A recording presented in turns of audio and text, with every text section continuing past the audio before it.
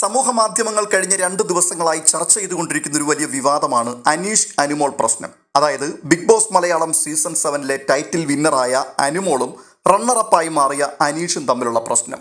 അതിനെ ഒരു വലിയ പ്രശ്നം എന്ന രീതിയിൽ വ്യാഖ്യാനിക്കാനൊന്നും പറ്റില്ല.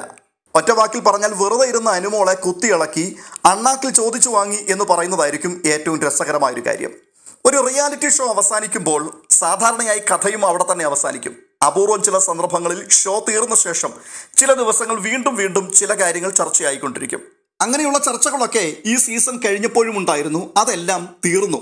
ഒരാഴ്ച കഴിഞ്ഞപ്പോഴേക്ക് എല്ലാവരും അവരവരുടെ പണികൾ നോക്കി പോയി തുടങ്ങി. അതോടുകൂടി സീസൺ 7 പൂർണ്ണമായും ചർച്ചയിലൊന്നും ഇല്ലാതെയായി. പക്ഷേ സീസൺ 7 റണ്ണറപ്പായ അനീഷ് അയാൾ ഇപ്പോഴും മത്സരത്തിൽ തന്നെയാണ്. റിയാലിറ്റി ഷോ കഴിഞ്ഞു ഏകദേശം 3 മാസങ്ങൾ പിന്നിട്ടിട്ടും അയാൾ ഇപ്പോഴും റിയാലിറ്റിയുമായിട്ട് ഒട്ടും തന്നെ പൊരുത്തപ്പെട്ടിട്ടില്ല. താൻ തന്നെയായിരുന്നു യഥാർത്ഥ വിന്നറെന്നും താനല്ലാതെ സീസൺ 7 മറ്റാരാണ് വിന്നറാകാൻ സാധ്യതയുള്ളത് എന്നുമുള്ള ചിന്തയിലൊക്കെയാണ് അനീഷ് ഇപ്പോഴും ജീവിക്കുന്നത്. അതുകൊണ്ടുണ്ടായ പ്രശ്നമായിട്ട് മാത്രം ഇതിനെ കരുതിയാൽ മതി. പറഞ്ഞു വരുന്ന സംഭവം എന്താണെന്ന് ഏറെക്കുറെ ആൾക്കാർക്ക് എല്ലാവർക്കും ബോധ്യപ്പെട്ടുള്ളൊരു കാര്യമാണ്. എങ്കിലും അത് കണ്ടിട്ടില്ലാത്ത അറിഞ്ഞിട്ടില്ലാത്തവരാരെങ്കിലും ഉണ്ടെങ്കിൽ അവർക്ക് വേണ്ടി ഒറ്റ വാക്കിൽ പറയാം. മൈൽസ്റ്റോൺ മേക്കേഴ്സിന്റെ ഇയർ ഓഫ് ദ സ്റ്റാർ 2026 പുരസ്കാരം ഏറ്റുവാങ്ങുവാൻ വേണ്ടി അനീഷിനെ ക്ഷണിച്ചു. അതിനുവേണ്ടി അയാൾ എത്തി. അവിടെ പുരസ്കാരം അദ്ദേഹത്തിന് നൽകിയത് 2 പേർ ചേർന്നായിരുന്നു. 1 മലയാളം സിനിമാ താരമായ Priyanka, 2 big boss Malayalam season 7 title winner Anumol.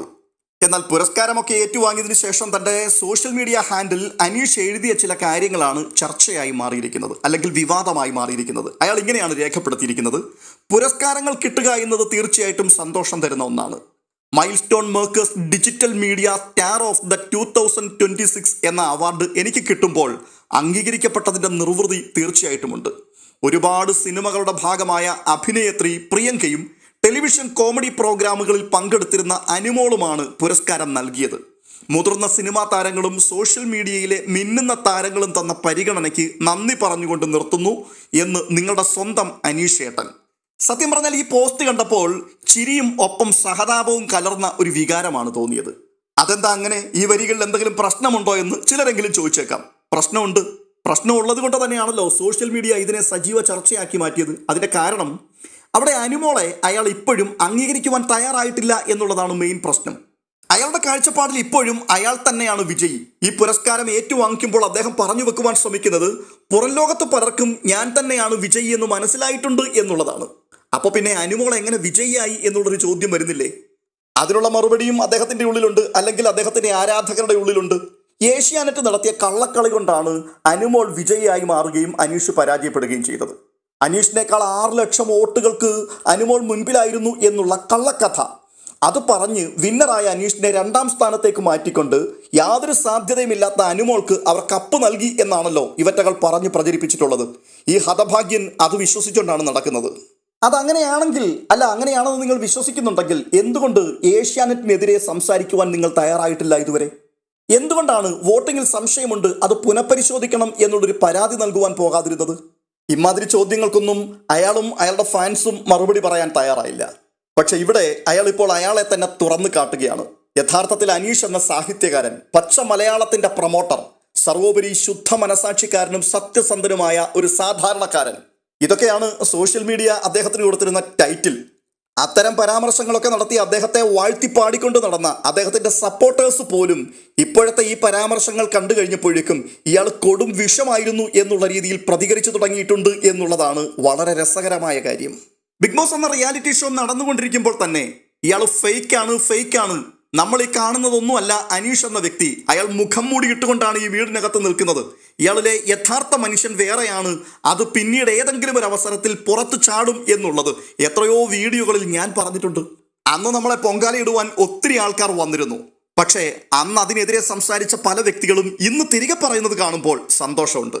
ഇയാൾ എഴുതിയ കുറിപ്പിൽ അനുമോളെ കുറിച്ച് പറയുമ്പോൾ ഏതോ ഒരു മലയാളം കോമഡി പ്രോഗ്രാമിൽ പങ്കെടുത്ത ആളായിരുന്നു എന്ന് മാത്രം വിശേഷിപ്പിക്കുമ്പോൾ അത് മനഃപൂർവ്വമല്ല എന്ന് നിങ്ങൾ ആരെങ്കിലും ചിന്തിക്കുന്നുണ്ടോ?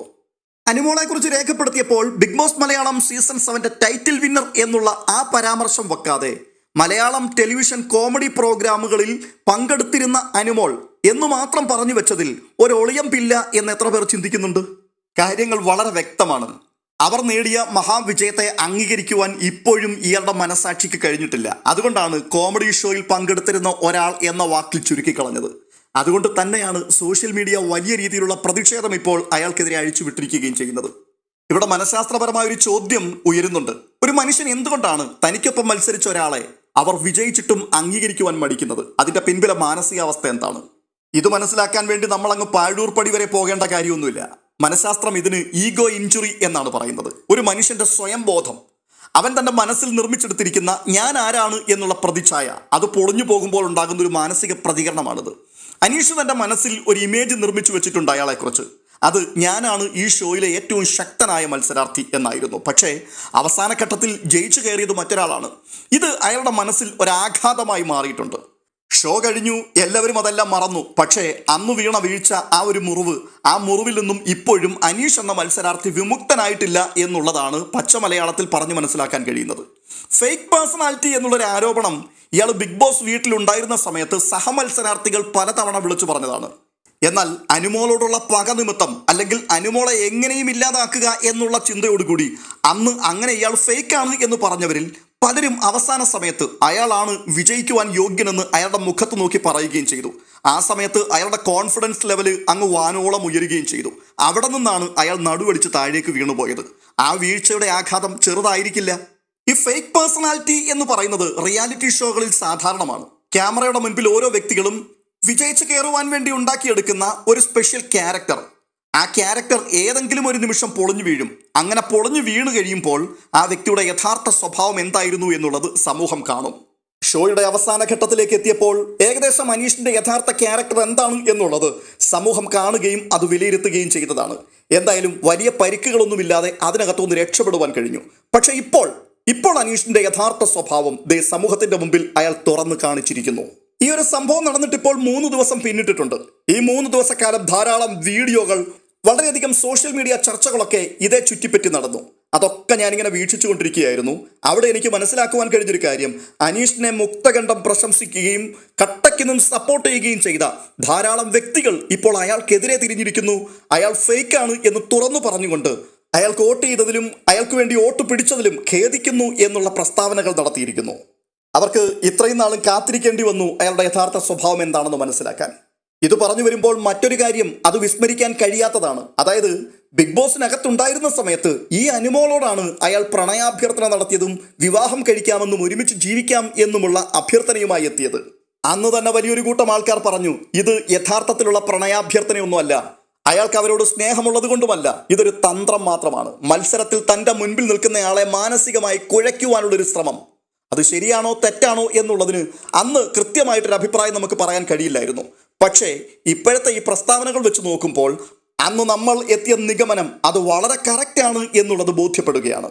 അല്ലെങ്കിൽ അന്ന് അത്രയും സ്നേഹത്തോടു കൂടി അവളോട് ഇടപെടുകയും അവരെ വിവാഹം കഴിക്കുവാൻ താല്പര്യം പ്രകടിപ്പിക്കുകയും ചെയ്തൊരു വ്യക്തി അവളുടെ വിജയത്തെ അംഗീകരിക്കുവാൻ തയ്യാറായില്ല എന്ന് മാത്രവുമല്ല, ഇപ്പോൾ അവരെ ശരിക്കും ഇയാൾക്ക് അറിയില്ല എന്നുള്ള രീതിയിൽ പ്രതികരണം കൂടി അദ്ദേഹം നടത്തിയിരിക്കുന്നു.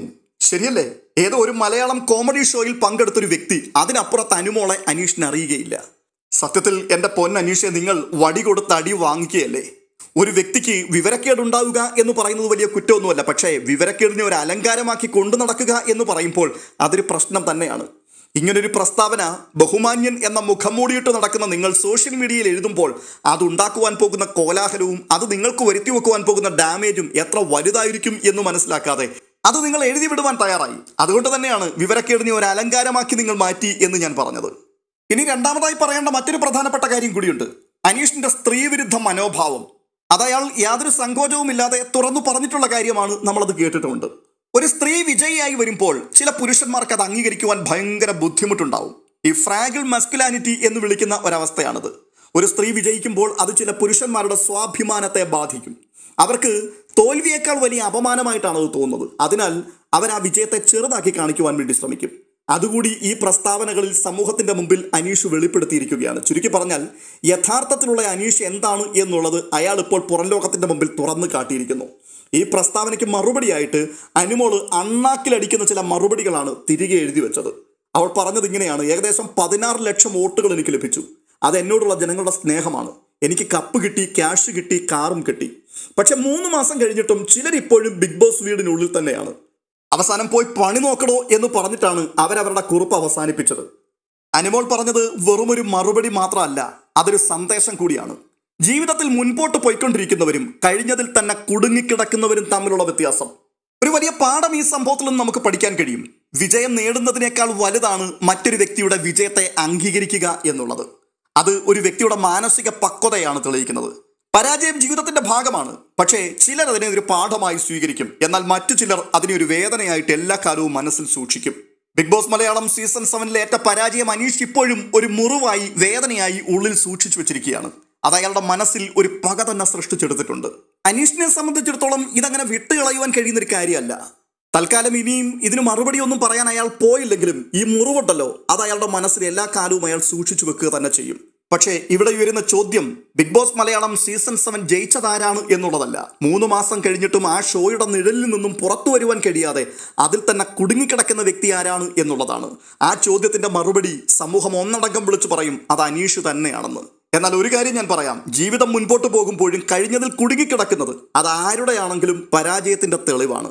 ഇവിടെയാണ് എഴുത്തുകാരനായ അനീഷിന്റെ ശൂന്യത നമ്മൾ തിരിച്ചറിയുന്നത്.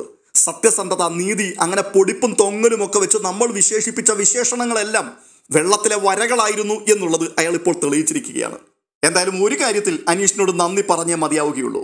നിങ്ങളുടെ യഥാർത്ഥ മനുഷ്യനെ നിങ്ങൾ ലോകത്തിന്റെ മുമ്പിൽ തുറന്നു കാട്ടി. നമ്മൾ കാണുന്ന ആളല്ല അനീഷ്, അയാൾ പക്ക ഫേക്കാണ്. അയാളുടെ ഉള്ളിൽ നമ്മൾ ആരും കാണാത്ത വളരെ മോശമായ മറ്റൊരു ക്യാരക്ടർ ഉണ്ടായിരുന്നു. ഇത്തരത്തിലുള്ള വാക്കുകളെല്ലാം കൃത്യമായിരുന്നു എന്നിപ്പോൾ അദ്ദേഹം തെളിയിച്ചു തന്നിരിക്കുകയാണ്. അതിന് അദ്ദേഹത്തോട് നന്ദി പറയണം. എൻ്റെ പൊന്നു സുഹൃത്തെ, പരാജയത്തിൽ നിന്ന് പാഠങ്ങൾ ഉൾക്കൊള്ളണം. പരാജയത്തെ ഒരു മുറിവായും വേദനയായും മനസ്സിൽ സൂക്ഷിച്ച് പകവെച്ചു പുലർത്തി ജീവിക്കാൻ തക്കവണ്ണം ഇവിടെ എന്ത് കാരണമാണുള്ളത്? വ്യക്തിപരമായ ആ പെൺകുട്ടി നിങ്ങൾക്കെതിരെ ഒരു അനാവശ്യ പ്രസ്താവനയും നടത്തിയിട്ടില്ല. പിന്നെയും ഒരു റിയാലിറ്റി ഷോ എന്നുള്ള ആ ചിന്ത വിട്ട് നിങ്ങളാണ് അവരെ അങ്ങോട്ട് പോയി പ്രപ്പോസ് ചെയ്യുകയും അവരെ സമ്മർദ്ദത്തിലാക്കി കളയുകയും ചെയ്തത്. അവർ നിങ്ങളുടെ അപമര്യാദയായി പെരുമാറുവാൻ വന്നിട്ടില്ല. അവർ നിങ്ങൾക്കെതിരെ ഒരു ചതിപ്രയോഗവും നടത്തിയിട്ടില്ല. പിന്നെ എന്തിനാണ് നിങ്ങൾക്ക് അവരോട് ഇത്രമാത്രം വെറുപ്പ്? 20-ലധികം മത്സരാർത്ഥികൾ പങ്കെടുത്ത ഒരു ഷോയാണ്. ആ ഷോയിൽ എല്ലാവരും വിജയിക്കുവാൻ വേണ്ടി തന്നെ വന്നവരാണ്. പക്ഷെ ഒരാൾ മാത്രമാണ് വിജയിച്ചത്. അത് എല്ലാവർക്കും മനസ്സിലാവുകയും ചെയ്തു. ആ ഒരാൾ വിജയിച്ചു, മറ്റുള്ളവരൊക്കെ അതിനെ അക്സെപ്റ്റ് ചെയ്യുകയും ചെയ്തു. ആ രീതിയിൽ തന്നെ നിങ്ങൾക്കും അതിനെ കണക്കാക്കുവാൻ കഴിഞ്ഞിരുന്നുവെങ്കിൽ ഒരു സ്പോർട്സ്മാൻ സ്പിരിറ്റ് ഉള്ള മനുഷ്യൻ എന്ന രീതിയിൽ ജനങ്ങൾ നിങ്ങളെ കാണുമായിരുന്നു. പക്ഷേ ഇതിപ്പോൾ വടി കൊടുത്ത് അടി വാങ്ങിയതുപോലെ ആയിപ്പോയി. അവസാനം നിങ്ങൾ എഴുതി നിർത്തിയതാണ് അതിനേക്കാൾ രസം എന്ന് നിങ്ങളുടെ അനീഷ് ഏട്ടൻ. ആരുടെ അനീഷ് ഏട്ടനാണ്? കേരളത്തിലെ എല്ലാ ആൾക്കാരും, നിങ്ങൾ വോട്ട് ചെയ്ത മുഴുവൻ ആൾക്കാരും അവരുടെ എല്ലാം ഏട്ടനാണോ നിങ്ങൾ? അമ്മമാരും അച്ഛന്മാരും അമ്മുമ്മമാരും അവരൊക്കെ നിങ്ങളെ അനീഷ് ഏട്ടൻ എന്ന് വിശേഷിപ്പിക്കണമെന്നാണോ നിങ്ങൾ ആഗ്രഹിക്കുന്നത്? നിങ്ങളുടെ എഴുത്തിനെ നമിക്കുകയാണ്. എന്തായാലും ബിഗ് ബോസിനുള്ളിൽ വെച്ച് തന്നെ നിങ്ങളൊരു എഴുത്തുകാരനേ അല്ല എന്ന് മറ്റു ചിലർ അവിടെ തെളിയിച്ചതും ഞങ്ങളൊക്കെ കണ്ടതാണ്. എന്തായാലും കൂടുതലൊന്നും പറയുന്നില്ല. നിങ്ങളുടെ വ്യക്തിത്വത്തിന്റെ സവിശേഷത ഇതിലൂടെയെല്ലാം സമൂഹത്തിന്റെ മുമ്പിൽ വെളിപ്പെടുത്തി. അത് നിങ്ങൾക്ക് കൂടി ഒന്ന് മനസ്സിലാക്കാൻ കഴിഞ്ഞാൽ നല്ല കാര്യം.